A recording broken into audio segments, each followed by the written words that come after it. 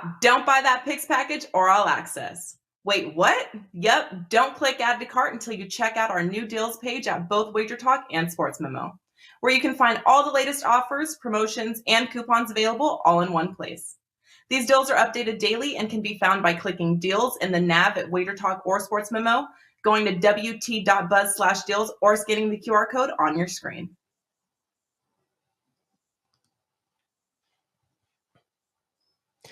Happy Friday, everybody. Everyone knows Friday starts the weekend, and we are here to make your weekend a profitable one through the props betting markets. Joining me, as always, my fellow prop masters, Andrew McInnis from WagerTalk.com. The sad, bitter, angry, and eliminated Matt Josephs from SportsMemo.com. And eliminated. and I'm Andy Lang from WagerTalk.com. Before we get into everything, Matt, just what's the most frustrating part about the Philadelphia 76ers season? Is it James Harden? Basically any day that ends with a Y is where I feel that way because, Philadelphia sports just kicks you over and over again. But it's James Harden, it's Doc Rivers, it's Tobias Harris, it's Jimmy Butler sticking the knife in my heart saying I would have loved to have stayed there if you guys didn't choose a terrible coach and a point guard who's no longer there. But other than that, though, I'm really happy with everything. It's a great day to be alive. It's funny because, I'm here in Indiana and I follow the Pacers and, we purposely tanked and I feel like we're more satisfied with the ending of our season than some of these playoff teams. So at least we know we didn't have a chance. At least we know we didn't have any upside. So, all right, guys, let's get into some props. We're going to be talking some NBA, some MLB, and some NHL. Matt, I'm going to come to you first and so talk to us about some K-props. Lots happened in the last week. We've seen some pitchers making their first starts, and we've seen the books trying to figure out these lines. So what have you noticed in the last 7 days about K-props in MLB? I think the numbers are getting sharper. A lot more of the losses that I've had are around the hook, basically. It's been a little bit of a cold period. And I think it's going to be like that because, Major League Baseball is, a 200-day sport? You're not going to be hot every day of the season. And so we've had a couple of those, one strikeout losses. I'll just say the same thing I've said somewhat the last time we were on here. DraftKings and FanDuel are the two leading books when it comes to K-props. And, FanDuel puts more of them out early, and then DraftKings, I think, has better numbers. The key here is that before you decide on any sort of K-props, make sure you have access to both books. And the only reason why I say this is because there's been plenty of times this season where you get one number on one book and a different number completely on the other book. Now, the juices, you have to kind of decide, and we've always talked about juice tolerance and things like that. Mine's minus 150 is my max. But certainly you want to have all these options because, as we know, every strikeout matters. Classic point last night. Last night, Dylan Cease opened up at 6.5. Now, that number didn't last very long. The juice was heavy on the over because of what we've seen. By first pitch, it closed at 8.5. And now, obviously, it didn't matter because he had 11. But there's been a lot of times this season where we've seen one or even two strikeout moves in different directions. I talked about it last week with Chris Flexen. He opened up at 5.5 against the Phillies, fell down to 3.5, and he finished with 5. So certainly this is a market you want to get in early on. But if you're not comfortable with the number, maybe either wait or go to a different book because I think that there's going to be some opportunities for you potentially juice-wise or number-wise to get in at something you're more comfortable on. Yeah, I'm looking at DraftKings right now as we speak, and they've done a really good job with getting a lot of strikeout props that are up right now. So we're recording, obviously, at live at 10 o'clock Eastern time. So you already have a lot of options up there. And I feel like a few weeks ago around this time, there may have been like 2 games with some of the props up. Any teams that you're looking forward to taking opposing pitchers over or unders right now? I know last year, which was really successful, the Colorado Rockies, and I've been noticing that it's almost rinse and repeat with their wins and losses. They're good at home and terrible on the road. So any particular teams you've been have been catching your eye? Yeah, and the books are catching on to the Coors Field thing. Zach Greinke, who I was dying. Last night, I actually literally had a dream that I was like, oh, under 3.5 strikeouts. Well, it's under 2.5 now. And look, he probably could go under that, but it's just there's no margin for error. When you're looking at a 2.5 here, if he has one good inning and then a straggle or a strikeout in like the fourth inning, then he goes over that number. By the way, this year, to kind of illustrate your point, the opposition for Colorado has gone under their K-Prop 8 of the 13 line games there. They've gone over 8 of their line 13 road games. So as you said, that is the perfect dichotomy there. You take the unders against the Rockies at home. You take the overs against the Rockies on the road.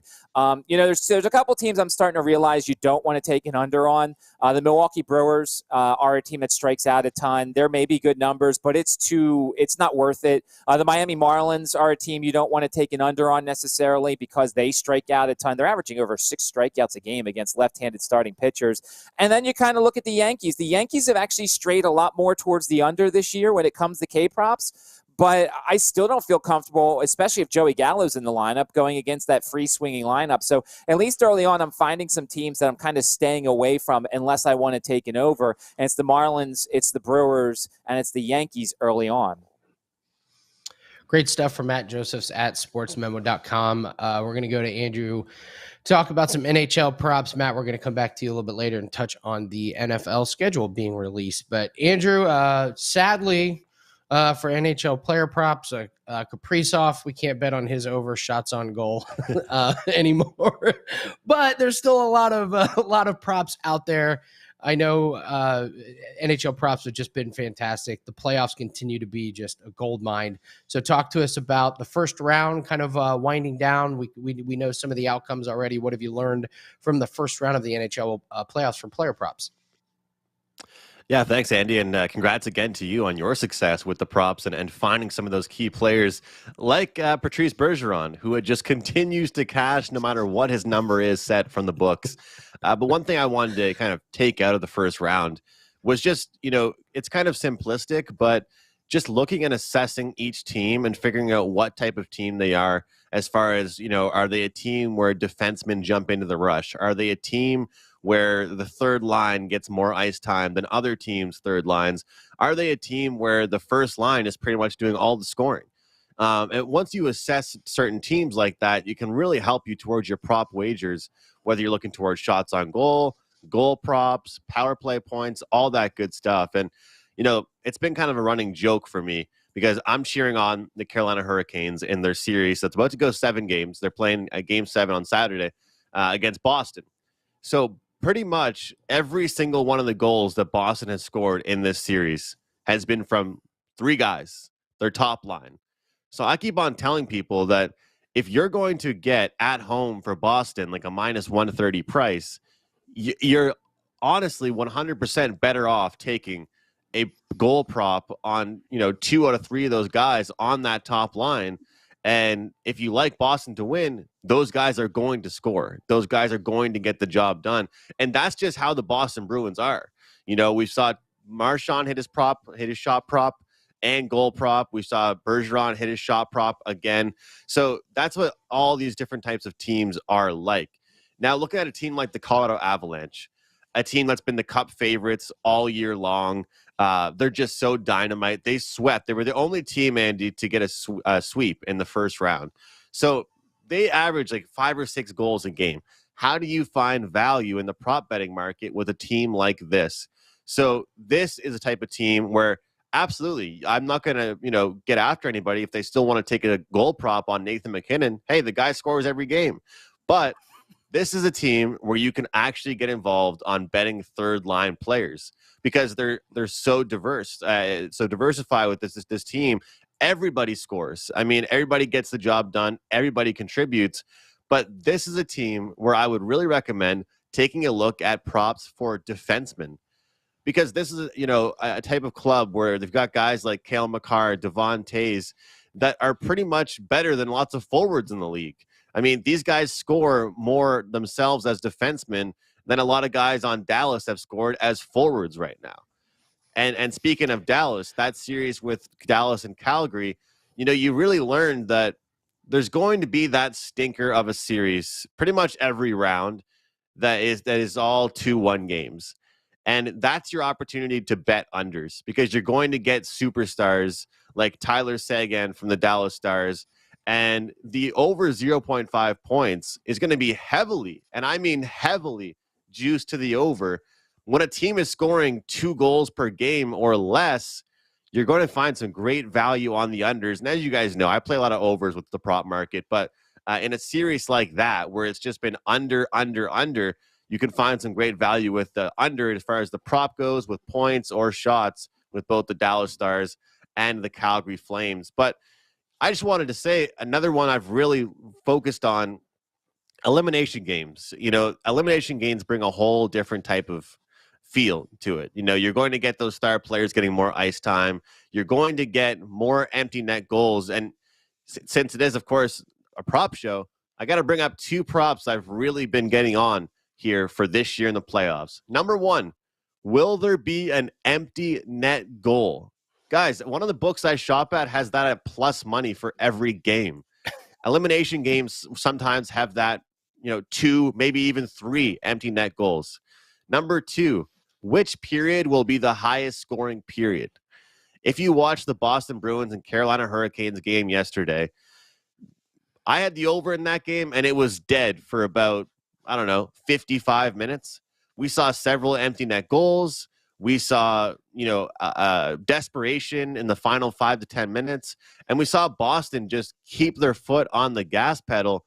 So which period will be the highest scoring period in elimination games? Third period, nice plus money has been one that I've been playing pretty much constantly in these elimination games. So a few things I'm looking out for. I think especially what I've learned in the first round is, as much as we already knew this, I was kind of reassured how every team is different. And if you can assess that at the start of a series, you can jump on certain players at like minus 110 prices, and they'll close the series at like minus 150 for that same prop. And I found a few like that with my clients, and we'll try and do it again here next round.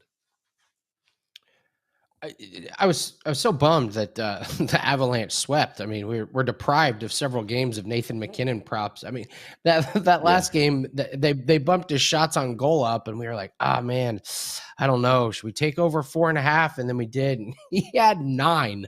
So he doubled up his shots on goal. The guy is a machine. And I got to say, Andrew, one thing I've just learned over the last couple playoffs with player props is with some of these bigger name guys, just don't be worried about it. If the number seems high, it's high for a reason. And yet it still gets there. Like, this isn't the regular season. That guy's going to be out there like way more. He's going to have more shots. So, don't let a bigger number scare you in some of these NHL and the goal prop odds, Andy. I don't want to keep ranting about this to you guys because I already have said it several times, but the amount of debates I've had with people where they've said, like, I don't get why you're taking a guy to score a goal at plus 120. And it's like, well, he averages a goal a game on the season.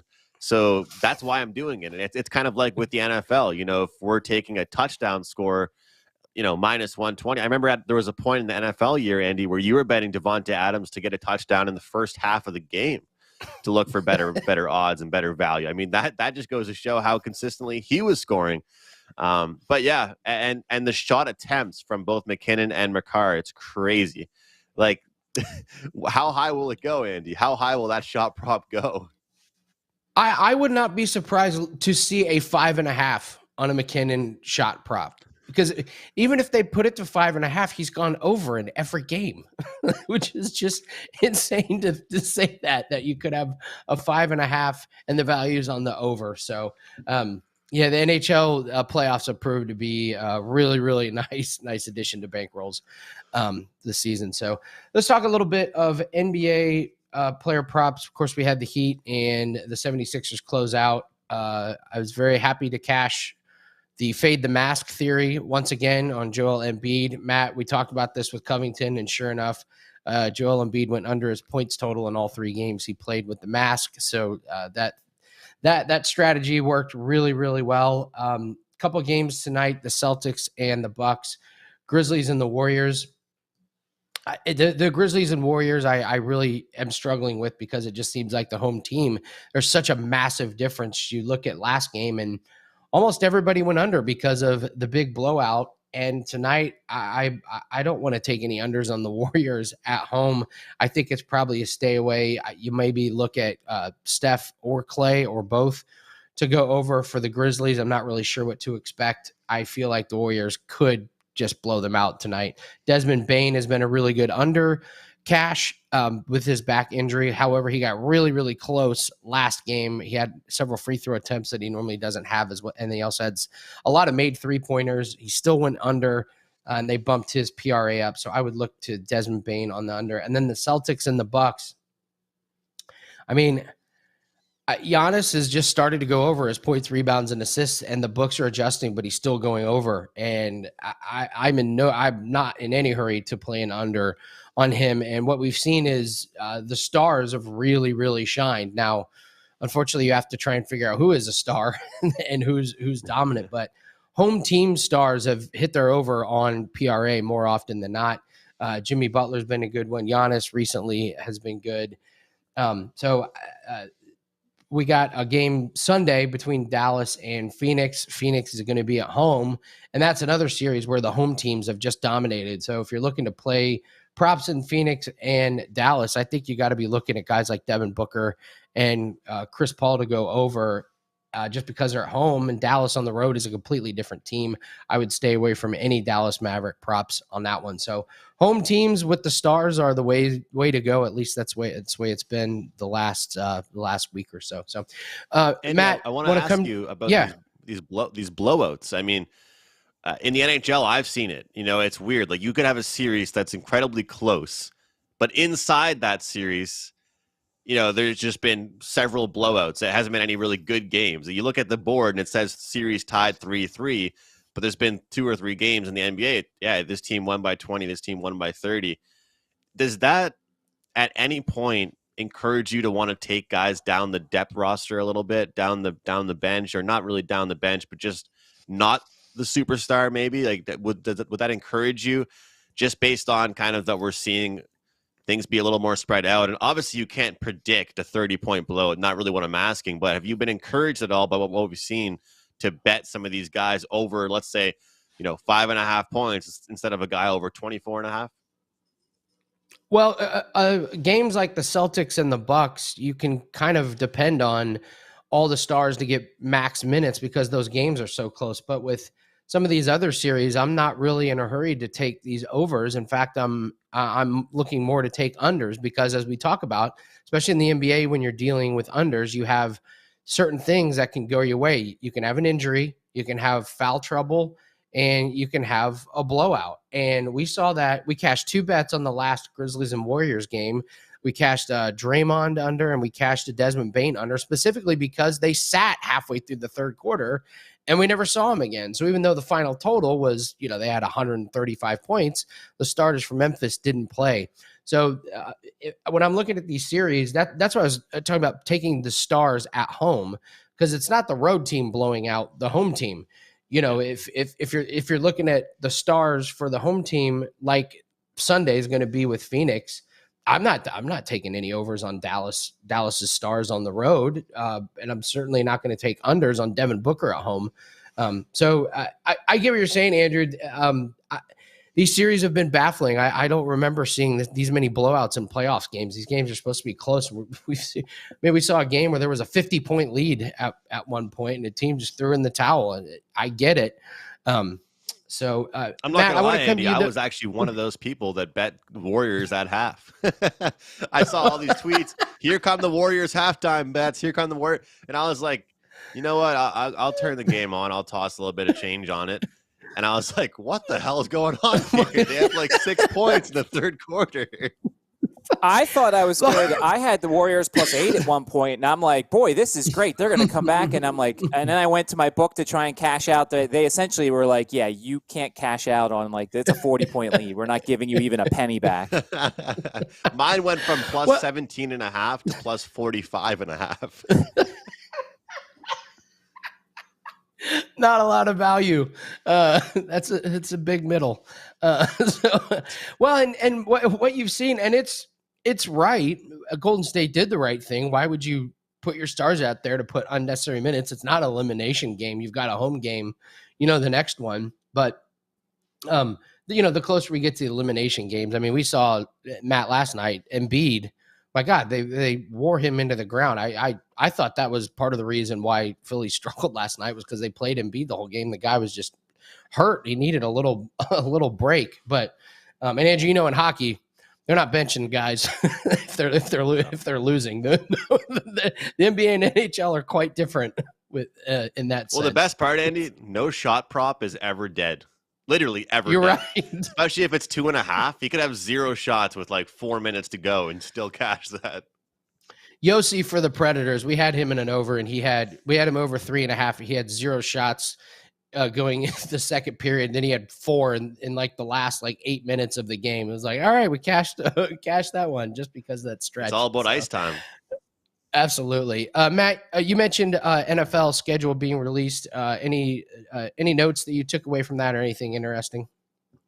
Well, I mean, I think this is something we can all kind of briefly touch on with regards to strategy, because now, look, I think a lot of people saw, the opponents for the longest time, but now we kind of see where there's some look-ahead games, where there's, some 3-game road trips. Unfortunately, the Eagles have a 3-game road trip weeks 15, 16, and 17. So I feel like this is the time where you should do your research, and unless a number really sticks out to you, kind of be ready as we get closer to training camp and everything, because injuries can change some things. But, if there's a team that you like their win total at least more than 2 wins above, then go ahead and fire away. I have no problem with tying up my money if it's not a large sum of money all this time. I don't know about you guys, but what I'm going to kind of do is my research over the next couple weeks and months. I'm going to look at all the schedules. I'm going to look for look-ahead spots. So I'm not even going to look at my team's schedule. Then I'm going to look at the other team's schedule going into that game, like big rivalry games, Eagles-Cowboys. Who were the Cowboys playing the week before? Who were they playing after? Who were the Eagles playing the week before and after? So I feel like this is a really good time to do your research and at least have your numbers ready,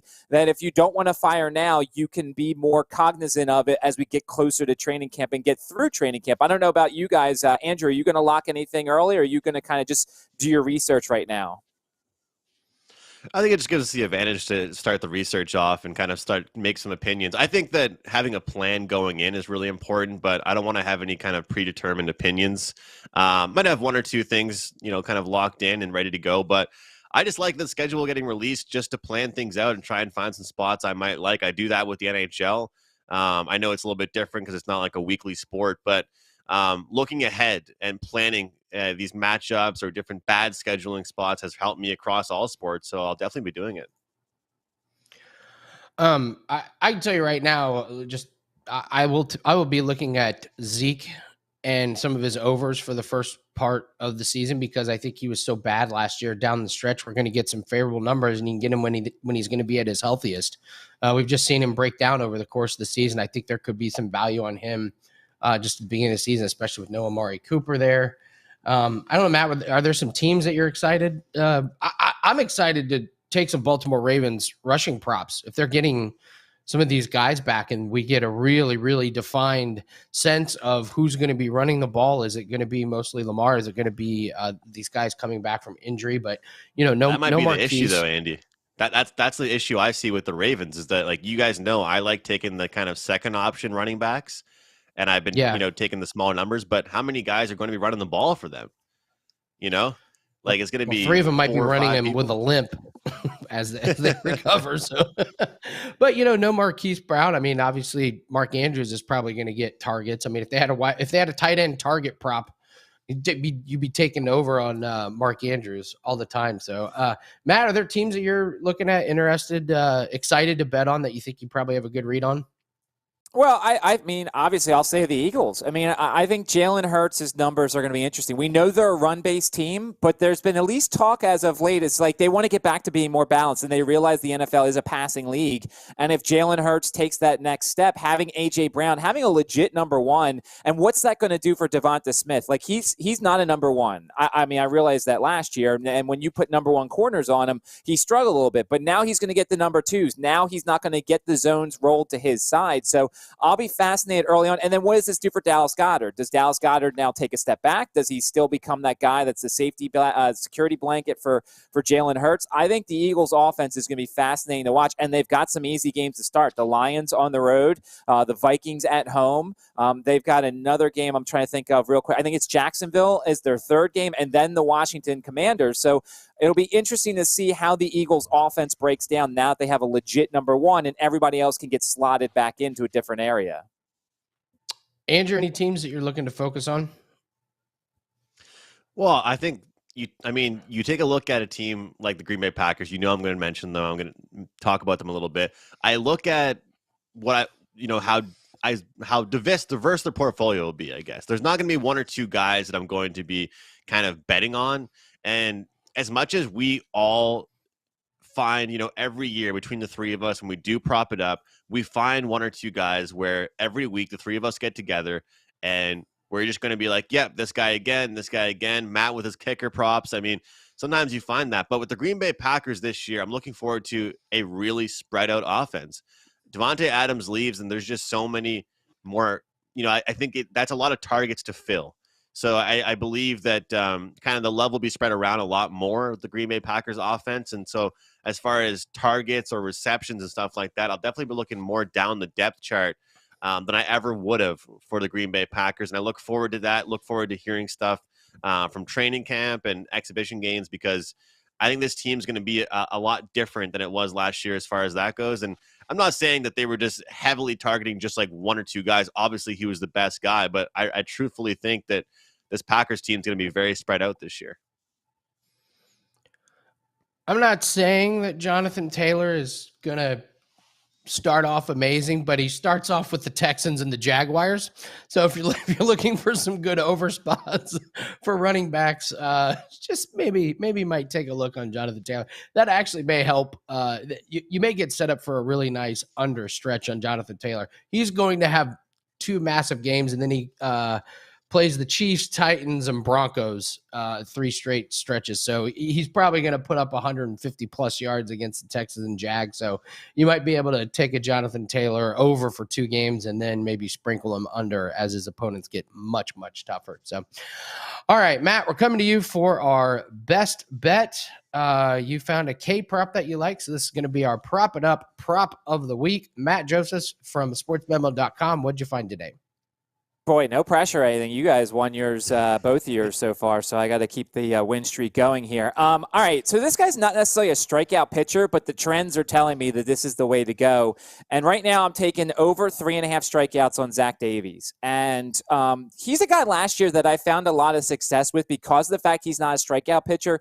They quite often set up his number to be 2.5 or 3.5. And, he may get 3 strikeouts, and on a 2.5, that goes over. So once again, I think we're getting a good number. Now, the juice is a little bit pushing that juice tolerance level depending upon the book. FanDuel has -140. DraftKings has -150. If you're watching this video later on the day and it goes up to -160 or goes up to 4.5, I wouldn't take it.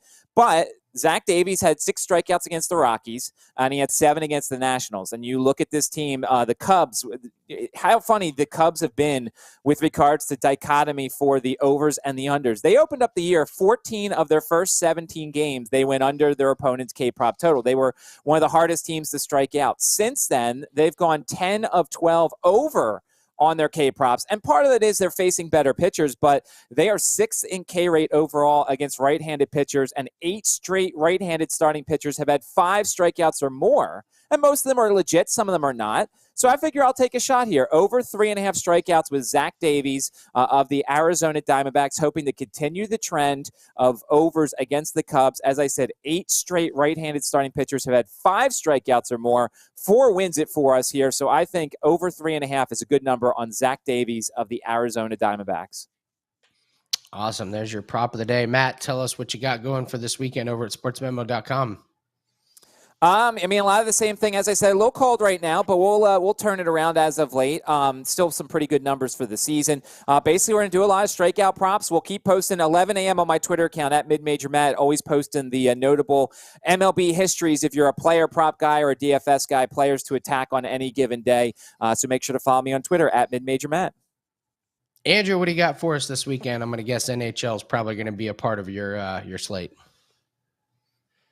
Yeah, NHL is certainly up there. Right now, I have a package going. You can buy my MLB season, and I'm going to throw in the NHL playoffs for free. So buy that MLB pass, email customer support, let them know you did that, and you're going to get the rest of my NHL playoffs for free thrown in there. Of course, UFC this weekend. Looking forward to the UFC card. NBA is very low volume, but I am picking my spots. And MLB right now, number 2 handicapper at WagerTalk on the diamond. Try and keep things going. You and I have talked about it, Andy. It's the play of the day style for me. I don't think I've released more than 2 plays once this year in the MLB. It's pretty much 1 play a day, maybe 2. And so far, it's working out pretty great. What about yourself? What's going on for you tonight? 5% NBA prop. We were really excited about that one. We uploaded it last night. That's how much we loved it. So encourage you to go grab that. We've got golf major next week. So golf has been running really good. We got the PGA Championship, and then we also got the French Open coming up. We're going to put out a special on tennis that starts next week. We're number 1 in tennis this year on WagerTalk, and we have never had a losing major since joining WagerTalk.com. Majors have been our bread and butter. So look forward to that next week. But for today, 5% in the NBA. So, all right, guys, that's going to do it for us this week. Special thanks to the prop masters, Andrew McInnis from WagerTalk.com, Matt Josephs from SportsMember.com. I am Andy Lang from WagerTalk.com. Let's cash some tickets, have it a profitable weekend, and we will see you next week on Prop It Up. Stop. Don't buy that picks package or all access. Wait, what? Yep, don't click add to cart until you check out our new deals page at both WagerTalk and Sports Memo, where you can find all the latest offers, promotions, and coupons available all in one place. These deals are updated daily and can be found by clicking deals in the nav at WagerTalk or Sports Memo, going to wt.buzz/deals, or scanning the QR code on your screen.